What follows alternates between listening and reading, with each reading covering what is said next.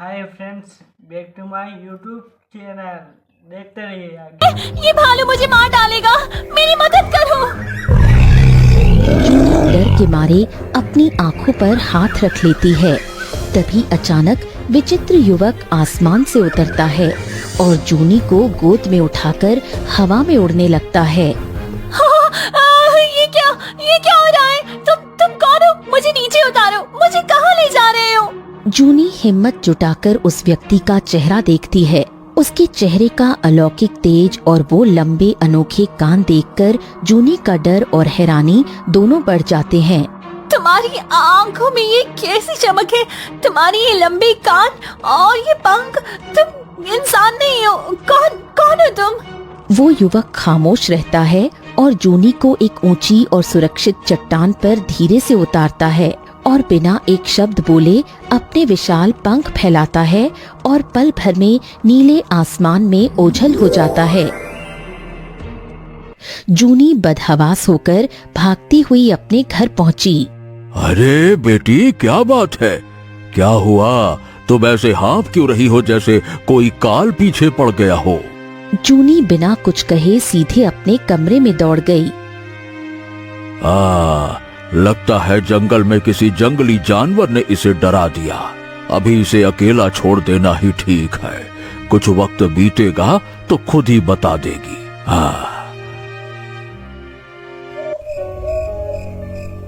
जूनी कमरे में अकेली बैठी उस पंखों वाले युवक के बारे में सोच रही थी। रात का सन्नाटा गहरा जाता है, पर जूनी की आंखों से नींद गायब थी। आखिर वे कौन था? वे चेहरा, वे लंबे कान और वे विशाल पंख। मैं क्यों उसके बारे में सोच रही हूँ? क्या वे वाकई कोई देवदूत था या मेरा भ्रम? तभी अचानक खिड़की पर एक साया पड़ा। जूनी ने पलट कर देखा तो उसकी चीख निकल गई। वही खूबसूरत युवक जिसने आज उसकी जान बचाई थी, खिड़की के बाहर खड़ा उसे बहुत ही गहरी नजरों से देख रहा था। तुम यहाँ भी आ गए?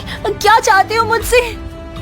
जूनी जैसे ही खिड़की के पास पहुंची, आर्यन पलक झपकते ही वहाँ से गायब हो गया। जूनी परेशान होकर बिस्तर पर गिर पड़ी और कुछ ही देर में गहरी नींद में सो गई और सपना देखने लगी। इंद्रप्रस्थ लोक। बादलों के बीच ऊंचे ऊंचे सुनहरे महल चमक रहे थे। जूनी के पास भी अब खूबसूरत सफेद पंख थे। वो और आर्यन बादलों के बीच उड़ रहे थे। जूनी, तुम मुझे कभी नहीं पकड़ पाओगी। मेरी रफ्तार इन बादलों से भी तेज है। आ जाओ, आ जाओ। अच्छा, अभी देखती हूँ। रुको राजकुमार। दोनों प्यार भरी बातें कर ही रहे होते हैं कि अचानक आसमान का रंग काला पड़ जाता है और एक विशाल आग का गोला जूनी की तरफ बढ़ता है। वो गोला जूनी के पंखों से टकराता है और जूनी दर्द से चीख उठती है। आर्यन, मेरे पंख! जूनी! नहीं नहीं नहीं नहीं नहीं नहीं नहीं, तुम ठीक तो हो ना? तुम ठीक तो हो ना? देखो मुझे देखो। तुम्हें क्या हुआ? क्या हुआ जूनी? देखो मुझे देखो। जूनी, जूनी! आर्यन, मेरे पंख देखो, मेरे पंख जल रहे हैं। बहुत दर्द हो रहा है, बचाओ मुझे। तभी बादलों के पीछे से सुहेल प्रकट होता है। उसकी आंखों में नफरत की आग थी।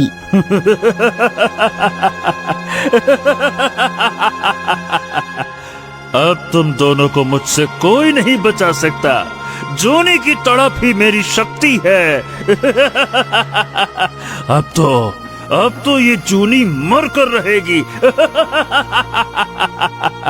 सोहेल, तूने जूनी के साथ ऐसा करने की हिम्मत कैसे की? मैं तुम्हें जिंदा नहीं छोड़ूंगा। अच्छा? कोई मेरा कुछ नहीं बिगाड़ सकता। अचानक चारों तरफ एक दिव्य और तेज रोशनी फैली और सुहेल उस रोशनी में गायब हो गया। लगता है इंद्रप्रस्थ की जादुई शक्तियां जाग गई हैं। हे जूनी, उठो जूनी, उठो। हमें यहाँ से निकलना होगा। उठो जूनी। आर्यन, मुझे क्या हो रहा है? मैं बहुत कमजोर महसूस कर रही हूँ। मुझे कुछ हो रहा है। तभी आसमान से एक रहस्यमयी आवाज गूंजी। रुक जाओ, जूनी के पंख जल चुके हैं, अब इसकी शक्तियां खत्म हो चुकी है। इस पावन लोक में बिना पंखों वालों के लिए कोई स्थान नहीं है, इसे यहाँ से जाना ही होगा। क्या? नहीं नहीं नहीं नहीं नहीं, ऐसा मत कहिए। मैं जूनी के बिना एक पल भी नहीं रह सकता।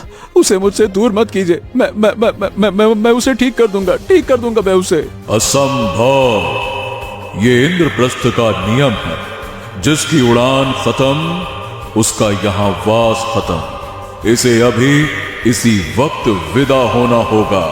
अचानक जूनी के नीचे से बादल हट गए और वो तेजी से आसमान से नीचे धरती की ओर गिरने लगी। आर्यन, बचाओ मुझे, मैं गिर रही हूँ। आर्यन, नहीं नहीं नहीं नहीं नहीं, जूनी रुक जाओ, मुझे छोड़कर मत जाओ। मैं आ रहा हूँ तुम्हारे पास जूनी, मैं आ रहा हूँ तुम्हारे पास जूनी, मैं आ रहा हूँ। धीरज रखो राजकुमार, वो तुम्हें फिर मिलेगी, वो तुम्हें जरूर मिलेगी, पर इसके लिए तुम्हें सदियों का इंतजार करना होगा। आज से तुम दोनों की राहें जुदा होती हैं। जूनी धीरे धीरे जमीन पर आकर गिर गई। जूनी झटके से बिस्तर पर उठकर बैठ गई। वे क्या था? मैं गिर रही थी, मैं सच में आसमान से गिर रही थी। वे चेहरा, वे आर्यन, कोई चेहरा इतना मिलता जुलता कैसे हो सकता है? तभी ताजी धूप खिड़की से जूनी के चेहरे पर पड़ती है। वो पसीने में तरबतर और हांफती हुई बाहर आंगन में आती है। हाँ, क्या हुआ बेटी? क्या बात है? बहुत परेशान दिख रही हो। बाबा, क्या मैं आपसे कुछ पूछ सकती हूँ? क्या सच में कोई ऐसा व्यक्ति होता है जिसके कान लंबे हो और पीठ पर विशाल पंख हो? क्या कोई सच में आसमान में बादलों के बीच उड़ सकता है? नहीं नहीं नहीं नहीं नहीं नहीं, ये सब इसे याद क्यों आ रहा है? ये तो मौत को बुलावा देने जैसा है। बाबा, आप डर क्यों गए? क्या आपने कभी ऐसे किसी जीव के बारे में नहीं सुना? अरे बिटिया, ये सब फालतू की बातें हैं। लगता है रात को किसी डरावने सपने ने तुम्हारा दिमाग खराब कर दिया है। जाओ, अपनी टोकरी उठाओ, फूल लेकर आओ। इन ख्यालों को यहीं दफन कर दो बेटा। हाँ, जाओ। जूनी चुपचाप टोकरी उठाती है और घर से निकल जाती है। तभी रास्ते में उसे अपना पड़ोसी मिल जाता है। अरे क्या बात है जूनी, आज तुम इतनी खोई खोई से क्यों हो? ये तुम्हारा चेहरा इतना उतरा हुआ क्यों है? क्या बात है? क्या तुमने कभी पंखों वाले इंसानों की कोई कहानी सुनी है? क्या ऐसा इंसान सच में होता है? पंखों वाला इंसान? हाँ जूनी, वैसे मेरे दादाजी अक्सर एक ऐसी दुनिया का जिक्र करते थे जहाँ जमीन का नामो निशान नहीं है, सिर्फ बादल और हवा में तैरते हुए महल हैं। वो उसे बादलों का लोक कहते थे कुछ। हाँ, यही बादलों का लोक कहते थे। तो इसका मतलब मेरा सपना झूठ नहीं था, वह दुनिया सच में कहीं वजूद रखती है। ए जूनी, ये तुम अचानक से पुरानी कहानियों पर इतना यकीन क्यों कर रही हो? क्या बात क्या है? बस ऐसे ही मुझे लगा ये सिर्फ बच्चों को डराने के किस्से हैं, पर अब लगता है कि कहानी में कुछ तो सच्चाई है। बताओ ना, क्या बात है? अरे जूनी और अरमान खिलखिलाकर बातें करने लगे। वहीं पेड़ के पीछे खड़ा आर्यन ये सब देख रहा था। जूनी को किसी और के साथ खुश देख वो तड़प उठा। ये इसका प्रेमी है, तभी तो इतना हंस हंस के बातें कर रही है। वो पंख फैलाता है और सीधे इंद्रप्रस्थ के महल में पहुंचता है और जाकर बेसुध सा हो जाता है। मैं अपनी मोहब्बत को चाह कर भी नहीं पा सका। जूनी मुझे भूल चुकी है और अब वो किसी और के साथ खुश है। क्या वही उसकी दुनिया है? क्या? आर्यन अपने महल के झरोखे पर बैठा खुद से बीजे सवाल कर रहा था। तभी पीछे से वृद्ध गुरुदेव प्रवेश करते हैं। शांत हो जाओ राजकुमार, शांत हो जाओ। अपनी भावनाओं को अपने बस में करो। कैसे शांत हो जाऊं गुरुदेव? आपने कहा कि मैंने कई वर्षों तक इस विरह की अग्नि को सहा है। मैंने सदियों इंतजार किया है, लेकिन अब वो मुझसे दूर जा रही है। वो देखो ना, अब किसी और के साथ खुश है। मैं जो नियति में लिखा है उसे कोई नहीं टाल सकता। वो अब इस लोक की नहीं रही। तुम्हें अपने आगे के कर्तव्यों पर ध्यान देना चाहिए। नहीं नहीं नहीं, मेरा कर्तव्य और मेरी दुनिया सिर्फ जूनी थी। हाँ, आपने मुझे उम्मीद दी थी और आज वो उम्मीद टूट गई। गुरुदेव बिना कुछ कहे वहां से चले गए। वहीं खंभे के पीछे छिपा सुहेल सब सुन लेता है और उसके चेहरे पर एक कुटिल मुस्कान आ जाती है। अच्छा, तो वो लड़की अब भी जिंदा है, यानी कि आर्यन की कमजोरी अब भी धरती पर मौजूद है। मुझे उसे हमेशा के लिए रास्ते से हटाना होगा ताकि इंद्रप्रस्थ पर मेरा राज हो सकेगा। वो लड़की जिंदा रहेगी तो आर्यन मजबूत रहेगा, और जूनी नहीं होगी तो ये टूट जाएगा, कमजोर पड़ जाएगा। फिर सुहेल अपनी शक्तियों का आह्वान करता है और पलक झपकते ही धरती लोक पर पहुंचता है।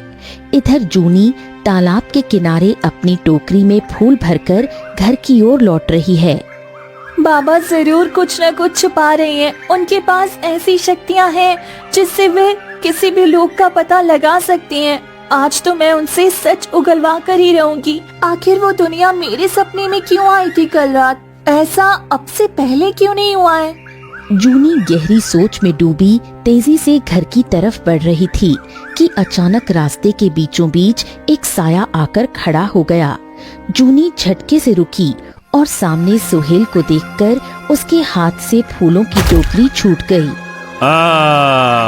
बहुत लंबी उम्र पाई है तुमने जूनी।